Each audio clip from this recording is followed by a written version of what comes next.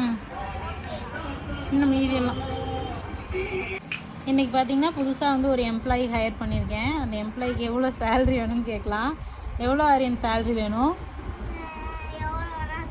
எவ்வளோ வேணாலும் தட்டுமா? அச்சோ, இப்படி ஒரு எம்ப்ளாயி கிடச்சா பரவாயில்ல.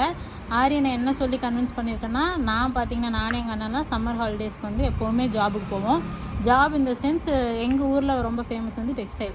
நாங்கள் என்ன பண்ணுவோன்னா, இந்த முடிச்சு என்ன சொல்கிறது, எப்படி சொல்கிறதுனே எனக்கு தெரில. அது அந்த ஒர்க்கெல்லாம் நாங்கள் வந்து 2-3 ஒர்க் பண்ணுவோம்.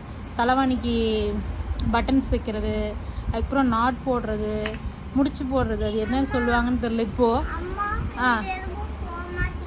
ரொம்ப முடியலைன்னா விட்டுருங்க, மீதியை மட்டும் க்ளீன் பண்ணுங்கள். ஆனால் எங்கள் இன்னும் பத்தி இருக்குல்ல, நம்ம ஊதுபத்தி இருக்குல்ல, அகர்பத்தி, அந்த ஃபேக்ட்ரிக்கு வேலைக்கு போவோம். அது சாம்பிராணி பண்ணுறதுக்கெலாம் போயிருக்கோம். நானும் எங்கள் அம்மாச்சியோட போவேன்.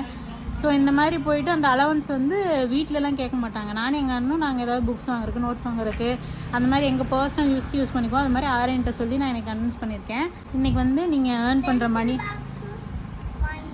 இன்றைக்கி ஏர்ன் பண்ணுற மணியை ஆரியன் வந்து ஸ்கூல் ரீஓப்பனிங் அப்போது பென்சில் பாக்ஸ், எரேசர் அவருக்கு என்ன பிடிக்குதோ, யூஸ்வலாக நான் செலக்ட் பண்ணி வாங்கி தருவேன் இல்லையா, இந்த வருஷம் அவரே செலக்ட் பண்ணி அவரோட மணியில் வாங்கிக்கலான்னு சொல்லி கன்வின்ஸ் பண்ணி கூப்பிட்டு வந்திருக்கேன்.